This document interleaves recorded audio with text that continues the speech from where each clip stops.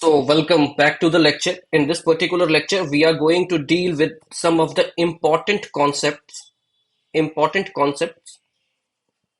of Max Weber. So, if I ask you who was Max Weber, the obvious answer would be he was a sociologist. He was a sociologist. Why? Because we are reading Max Weber, we are dealing with the concept of Max Weber in the domain of sociology. But it was not the fact. Max Weber has not recognized himself as a sociologist. Rather, he recognized himself as a political scientist, historian, uh, and a German scholar. Okay, so before dwelling into the concept of Max Weber, just we should know some key terms that why the student of sociology declare Max Weber a founding father of sociology. So what were those keywords, or what were those what you say, the concepts which has been given by the Max Weber? See the slide. In this particular slide, what has written in the first point is Max Weber has considered, he is considered as a founding father of sociology, who bridged the gap between positivist and anti-positivist. Okay, so like here there are two keywords. First one is positivist and second one is anti-positivist. And what he did, Max Weber has bridged the gap. He bridged the gap between positivist and anti-positivist, and that is why. And this is the core line. This is the core concept of Max Weber. Why he is so renowned in the domain of sociology. I hope I am making the sense. Now the question arises that what is the meaning of positivist and what is the meaning of anti-positivist, and what he has given, like what was his crude concept due to which he was considered as the founding father of sociology despite not being accepted by himself, like he himself did not consider him the sociologist. So what was that particular concept? So that concept was the concept of social action. That concept was the concept of social action, and this social action belongs to somewhere. It belongs to positivist school of thought and anti-positivist school of thought. Okay, so now before dwelling in deeper into the Max Weber, just try to figure just we will try to figure it out, that what is the difference between positivist and what is the difference between anti-positivist. And after that we will dwelling into the topic of Max Weber. So come here what it is: positivist and anti-positivist and anti-positivist. Now you people positivist might ask a question, that why we should write positivist. We should conclude it as negativist. So there is not any word. The word negativist in sociology, in the domain of sociology, does not exist. Okay. So first of all, before like again I am taking you to a pre-background kind of thing, a pre-lecture thing, that before dwelling into positivist and anti-positivist concept, we should be aware with the concept called subjectivity subjectivity and objectivity. And trust me, if you understand this subjectivity and objectivity, trust me, even the toughest concept of Max Weber would be a cakewalk for you. Trust me. And sociology optional paper 1 comprises of at least two questions every year from the domain of Max Weber. Okay, so I have not, in this particular video, I have not dealt much about the life of Max Weber, how Germany, and from where he took the, like what was the motivation to gain these kind of methodology, because prior to Max Weber everyone was positivist. Then why he sought a way between this positivist and anti-positivist thought, these particular things I have not dealt in this particular video. Why? Because this is not important for from examination point of view. However, when we will dealing with few deeper concept, like directly or indirectly, you will be getting to know all those questions which I have just now asked, that why this methodology, who was Max Weber, and all. You will be getting to know in the later part of the video. Now, just coming back to this concept of subjectivity and objectivity, before like getting into the technicality of subjectivity and technicality of the objectivity, or before just pardon me for not using technical jargon over here, because I am not dictating you notes. When I will dictate you notes, I will obviously deal with the sociological jargon related to the subjectivity and objectivity. But here, my point of view, my perspective is that you should be like, the concept of subjectivity and objectivity should be crystal clear with you. Okay, you should not hover around that, what is subjectivity, what is objectivity, this is also subjectivity, this is also objectivity, and this is also positivity, positivist, this is anti-positivist. You shouldn't be what you say, you shouldn't be confused, or you shouldn't be unequivocal with this kind of concepts. Okay, so now let us just disassociate yourself from the subject of sociology. Why I am telling you to disassociate with the subject of sociology? Because see, sociology. Sorry, just actually, I use different software, and in that particular software, when I scribble, na, it got erased. Here, this is a new I don't know why that particular thing is not working, so I have to be with this software. So see, sorry. So subjectivity and objectivity. Hmm. So why I am saying you to disassociate yourself from the subject of sociology? Because sociology, sociology is the subject, is the study of society. Okay, and everyone belongs to society.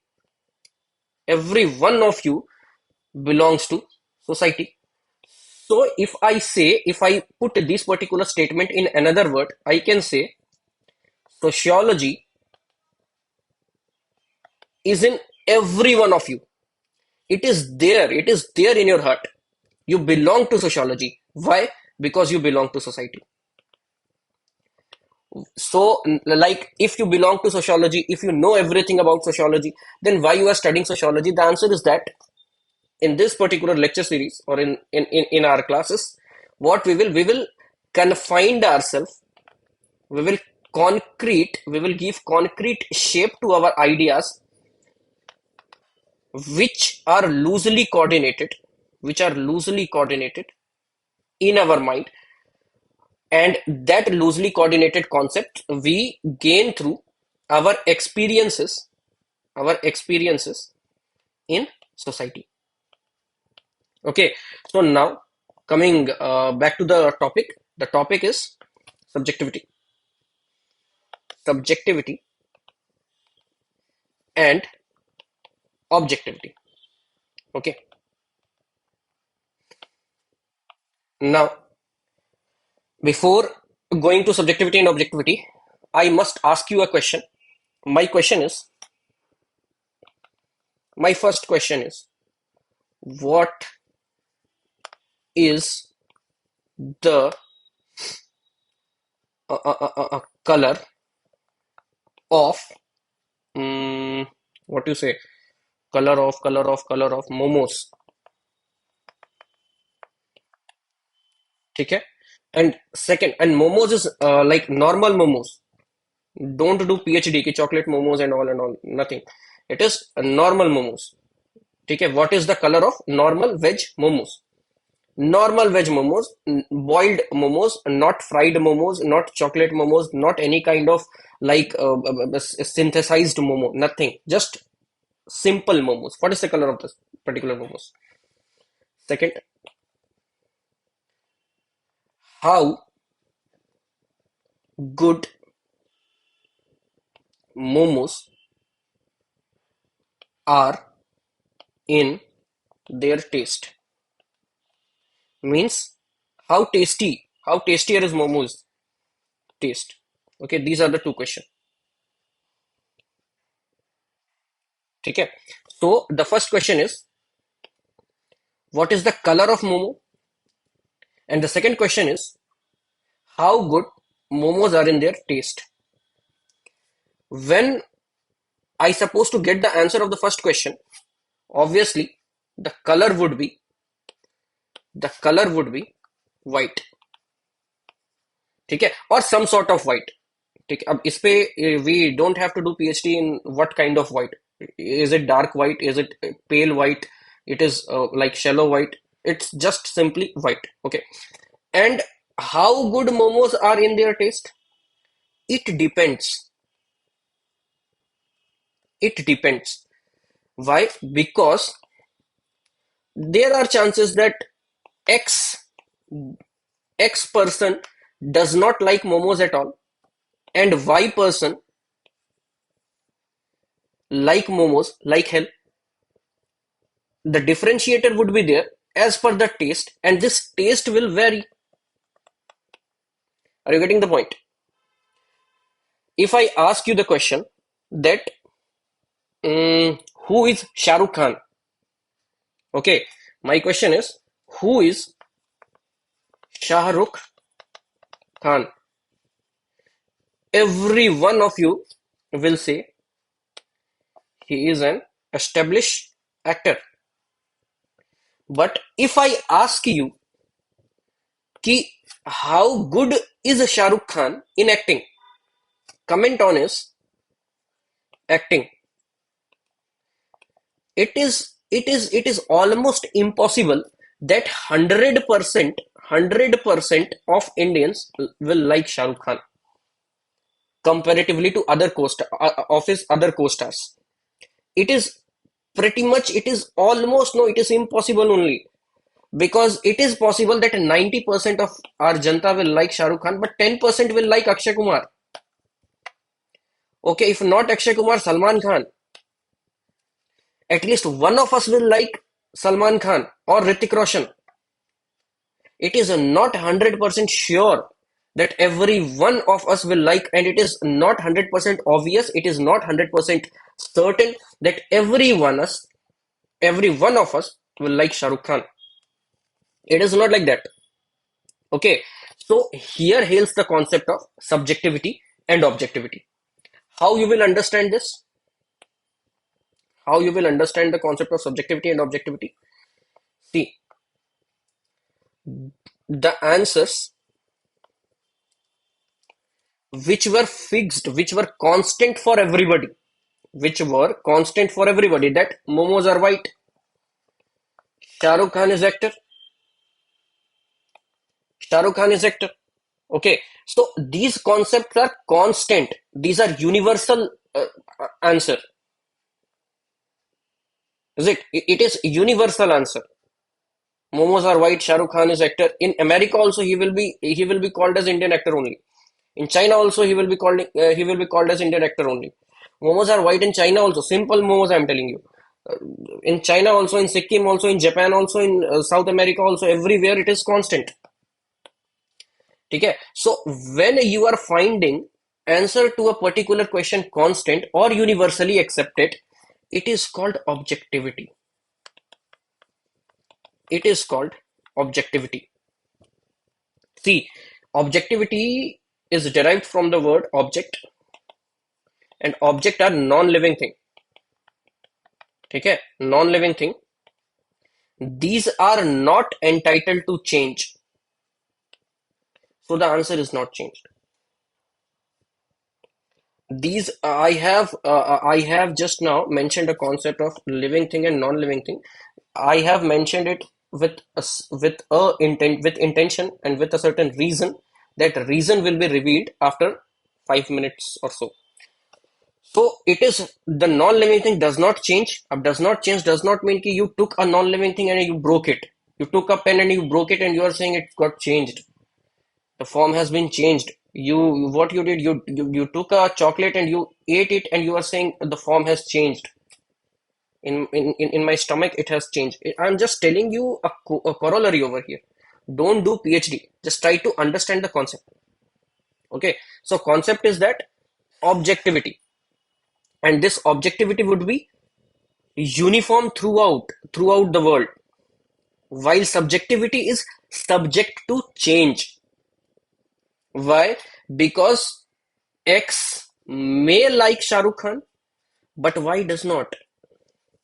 Same thing goes with momos. Okay, same thing goes with momos. So here it is subjectivity. Why it is subjectivity? Because it is not universal.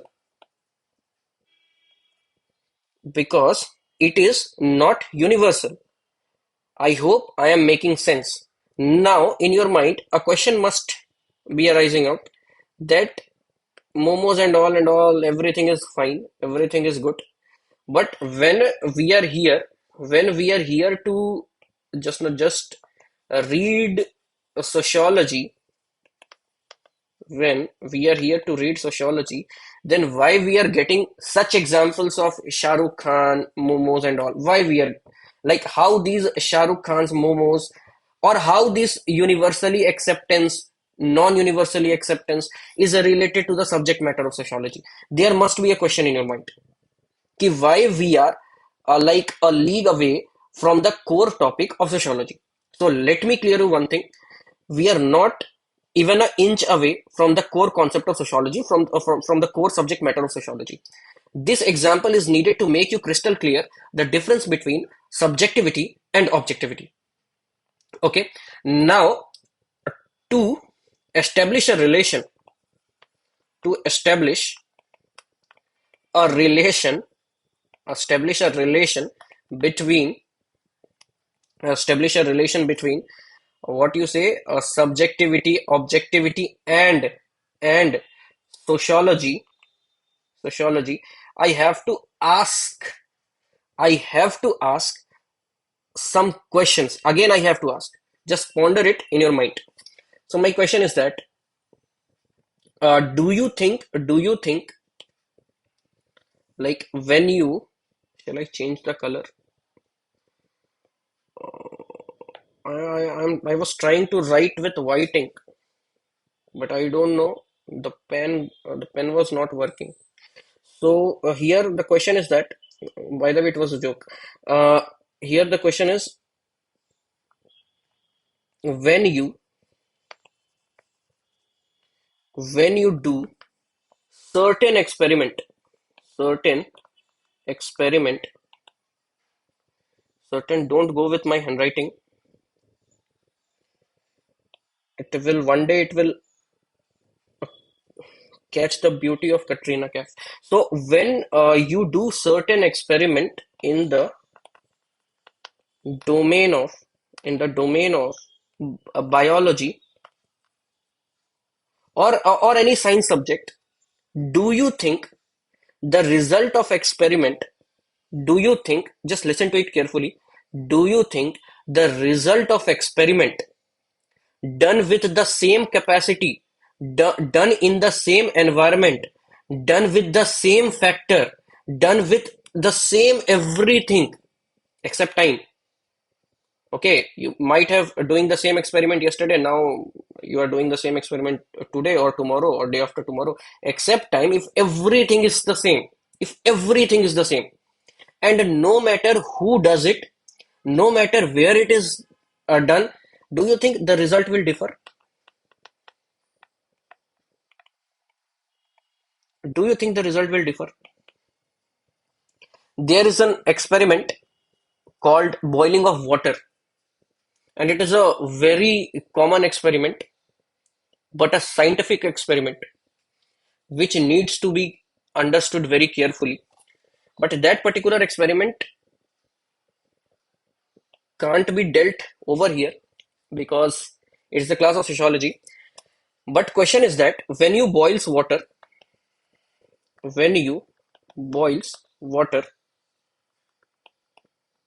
at a x temperature, x temperature, x temperature means any temperature. Say it, any temperature at Andhra Pradesh.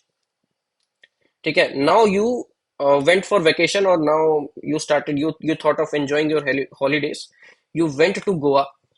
After that, you went to Kashmir. After that, you went to somewhere else, Kerala, and after that you went to Pakistan. Do you think these the molecules or the impact on water will change when you boil it on certain temperature everywhere? Now don't consider the conditions, the atmospheric conditions and all. Just for time being, keep it aside. Don't think the pressure is like the atmospheric pressure is very low in what you say Kashmir, so the boiling point will differ and all, and the molecules will differ and all. Just for the time being, don't think too much of conditionality over a certain experiment. Just think about it. Will it undergo a significant, a very much significant change? It won't go. 100 degrees centigrade, it will boil at 100 degrees centigrade everywhere. Okay. Second thing is that when you are doing a biological experiment means you are doing experiment with something like your organs. So like heart, do you think that heart of X person will work something like the main function will differ from that of heart of Y person? I'm the functionality. Don't say that something else, but the functionality would be same of heart, kidney. Your kidney also filters the waste. My kidney will also filters the waste. My eyes will see your eyes. The function of eyes will be same in all of us. The function of hand will be same in all of us. So what is that? Ki when you deal with science, when you deal with science, it is what? It is a positive, not positive. Wait, it is not positive when you deal with science. When you deal with science, it is constant. If it is constant, then we can say that it is objective. Are you getting the point? When when when we experiment something in the domain of science, it is somewhere objective. When you mix hydrogen with oxygen, you will get water at certain temperature, at certain condition, and that same condition anywhere, you will get water only. Okay, so it is objective. So when objectivity is pretty much related with science, then why forcefully people are bringing it to sociology? Why? And if it is a science, then why Weber is considered to be a like a what you say, a constructor of bridge between objectivity and subjectivity, or you say positivist or anti-positivist? Why? So let us go back to our slide. So in this particular slide, the first thing was the first and foremost thing was positivist, anti-positivist. Okay, in order to understand positivist and anti-positivist, we have understood what is objectivity and what is subjectivity. One more thing we have understood, that objectivity is should be the subject matter of science or a scientific body or a scientific knowledge or a scientific discipline, because the result of science does not vary much. It does not vary much. Okay, if you must have heard about exceptions, there are certain elements or the value of g, the value of gravity, it changes, but it does not change significantly. So we considered g as a constant. That is why we are saying that objectivity is a subject matter of science. Okay, so if objectivity is a subject matter of science, then from where Max Weber came into the picture? According to Max Weber, what has happened? What he said, कि sociology is the interpretative, see the slide, interpretative understanding of social action. So here you get another word, which is social action.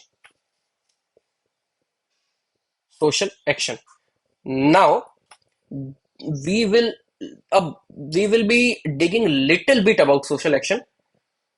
right now. So social action.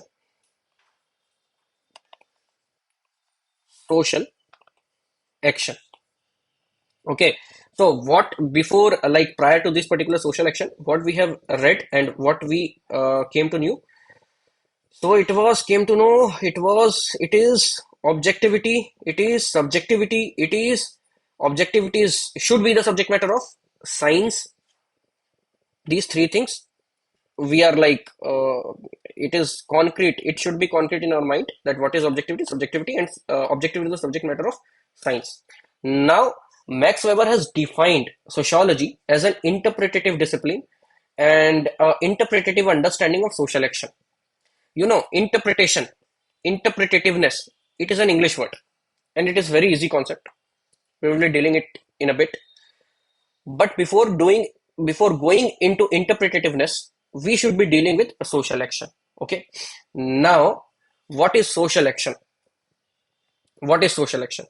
When you break this particular word, when you break this word, you would get two words. One is social, another one is action. You must be knowing about action. Okay? It is not related to action heroes who is showing taekwondo, karate, and all. It is action means, in sociology, action means an act.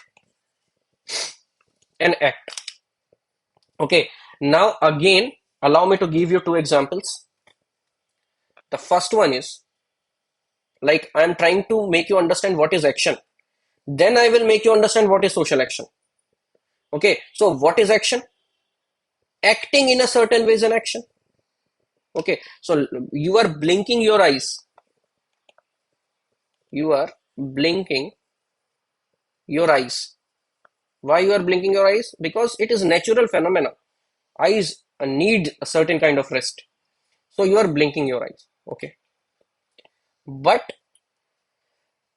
you are not alone in the second case. In this case, you are not alone. You are with one of your friend, a very good friend, very best friend. And what you are doing, you are staring at him and then blinking your eyes. First, what you did, stare and then blinked. There are two conditions. You are blinking your eyes naturally, normally. And dusra, you are staring at your friends and then you are blinking your eyes. So are you getting the difference in these two kind of action? What will happen? What will happen? In the first case, in this particular case, nothing will happen. Nothing will happen. Why nothing will happen? Because this action is oriented towards you only. This action is oriented towards you only. Nobody, no one, not even a single person have do anything to this particular action of yours. Nobody has nothing to do with it. No one. Why? Because you are doing it in your own space. Another example could be brushing your teeth.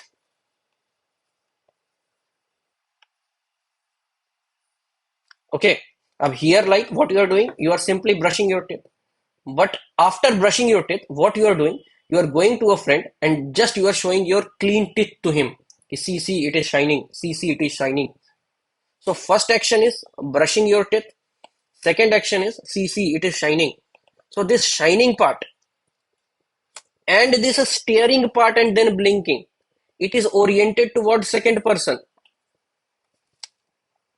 And when you are acting in a certain manner, which is reflected to one or more other individual, it will be called as a social action. If it is in your own capacity, it won't be called as a social action. It would only be called as action, and action is not a subject matter of sociology. It is subject matter of psychology. We are not we will not be dealing with action, but we will dealing with social action. Means your action, whenever your action will be reflected to other, whenever your action would be interpreted towards other, we will called that particular action a social action, and we would be dealing that kind of action in our subject matter sociology. Okay, so this is called social action.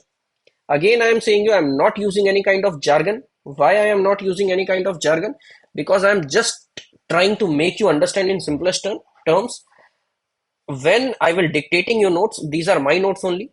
Okay, these are my notes only, and these contain, see, the technicality. Eclairand's Verstehen, observational Verstehen. So these technicalities would be dealt, but try to understand the core concept in a simplest term. Don't get panic कि the sociology is very simple and all. Actually, it is simple. It is simple. So what it is? It is a social action. Now, Weber has said कि interpretation of social action would be there. Interpretation of social action would be there. अब interpretation of social action means what? Let's suppose, just take this example.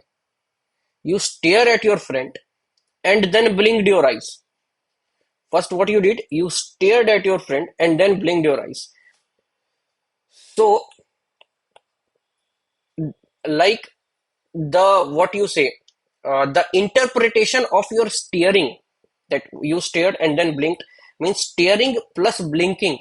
Like the interpretation of these two phenomena is nothing but your motivation, but your motivation or the cause, or the cause that why you stared and why you blinked for him or her.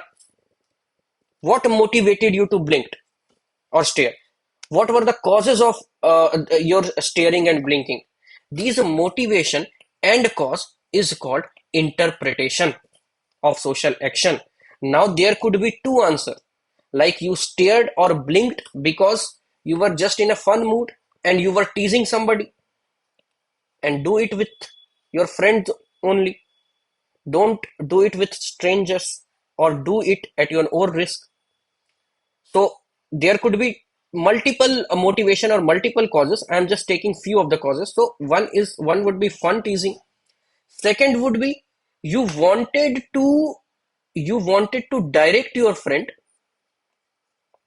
You wanted to direct your friend to not take the situation seriously.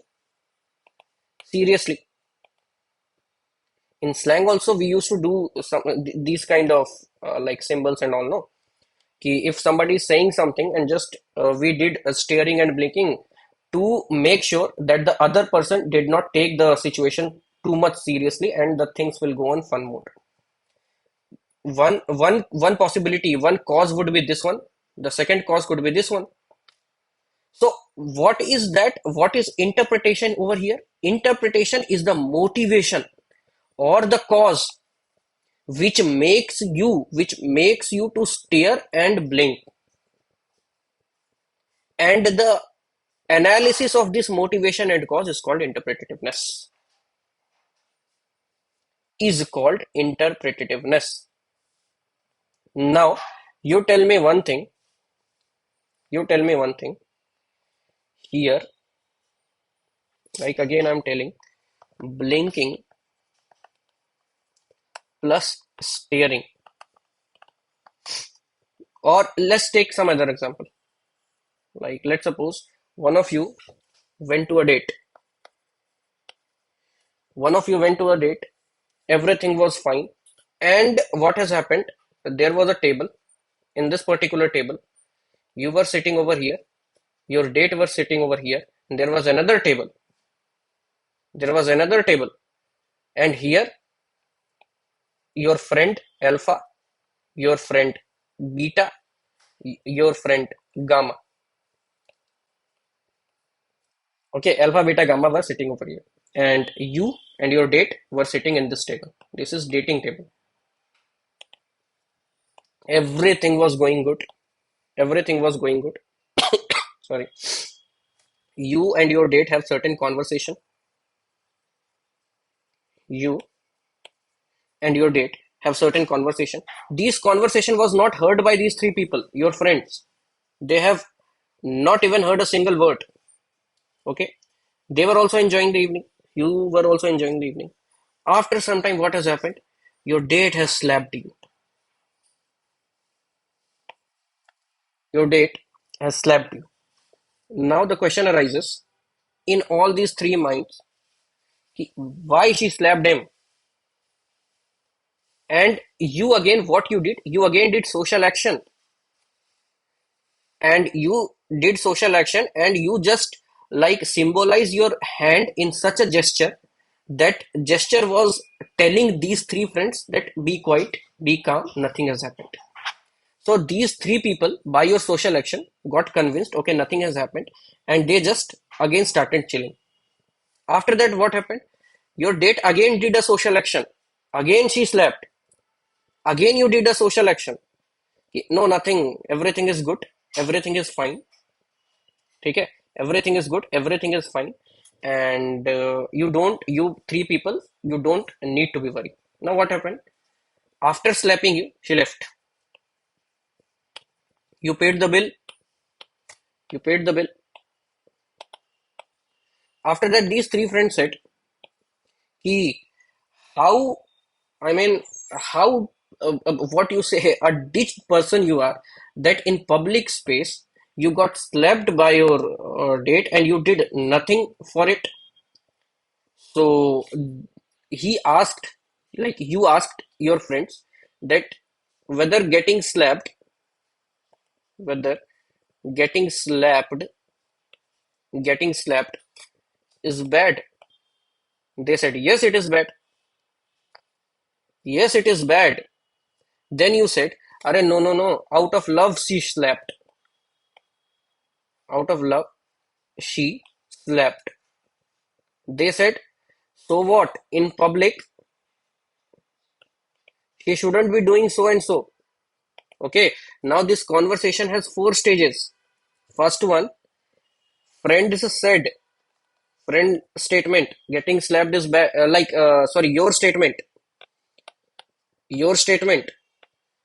getting slapped is bad. You asked a question, your statement, your friend statement, yes, you, out of love, they, friend, no, getting slapped is bad. Now, here, I just want you to relate with the concept of subjectivity and objectivity over here. So, what is objective over here? What is objective over here? Objectivity over here is that you got slapped with any kind of hand, like with any type of hand, irrespective of the degree of beautifulness. If somebody give a tight slap in your face, it is not good. It is not good in public arena. But out of emotion, you are saying it is good. So here, objectivity is that you got slapped, and this is wrong thing. But subjectivity is what?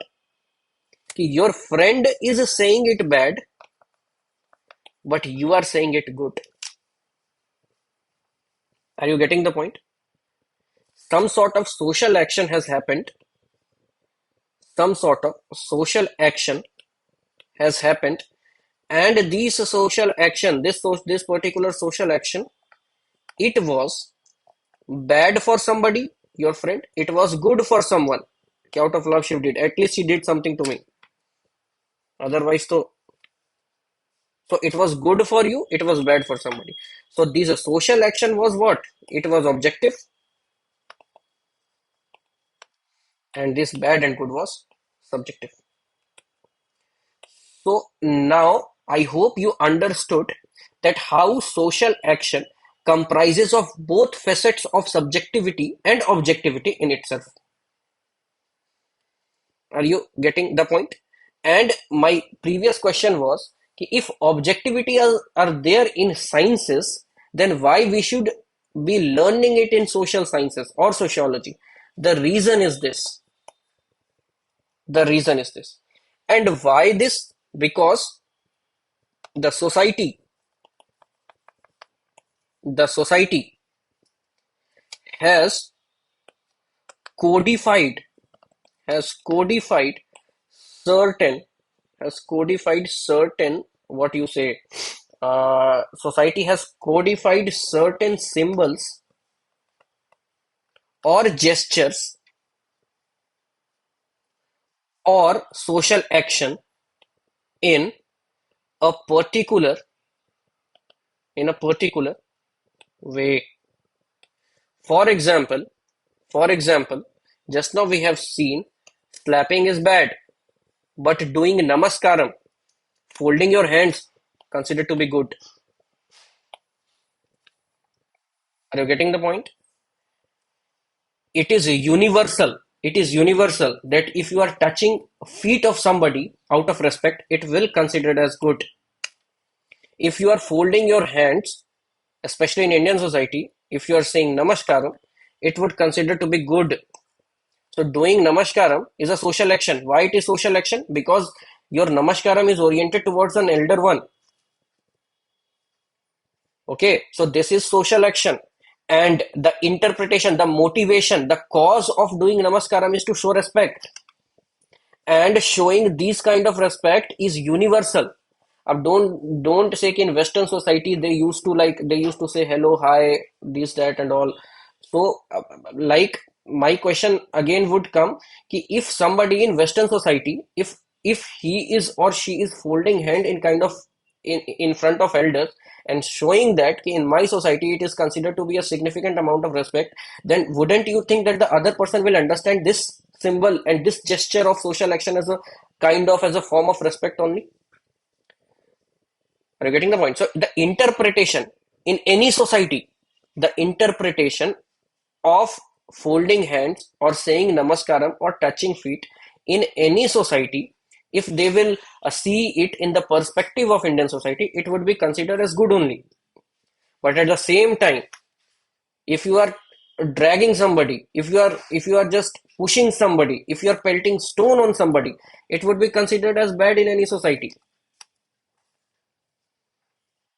Are you getting the point? Are you getting the point? So these kind of bad and good things are codified in the society in a social norms also. ठीक है? So that is why we need to learn objectivity and subjectivity and subjectivity. Both we need to learn objectivity and subjectivity in sociology. In sociology, hand in hand, hand in hand. In this example also, we should try to read sociology, we should try to read objectivity and subjectivity hand in hand. Why?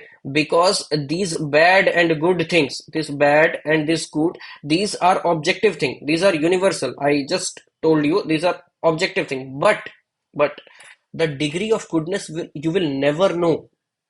Let's suppose I have an argument. I have an argument with my father.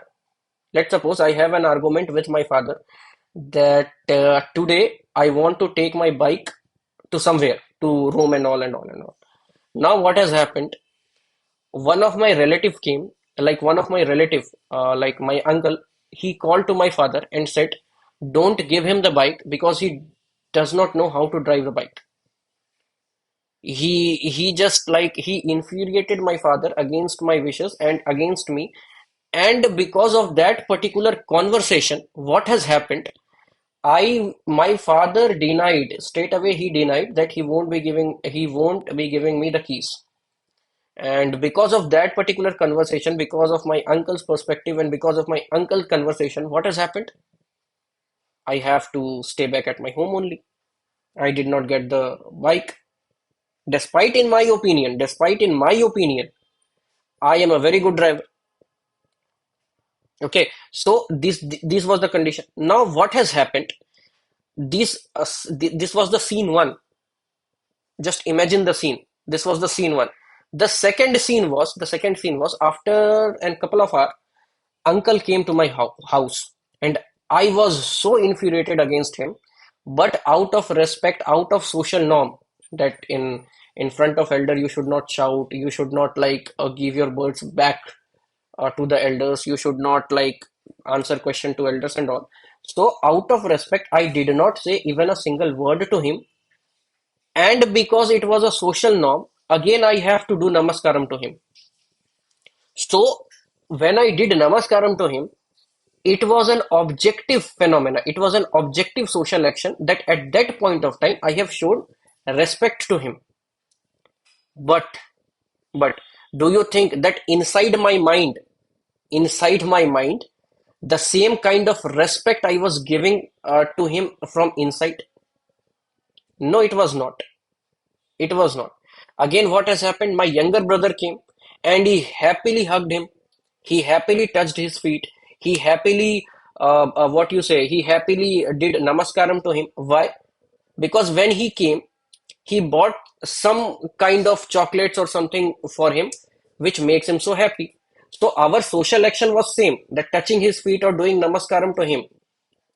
But do you think the intensity was same in my case or in my brother's case?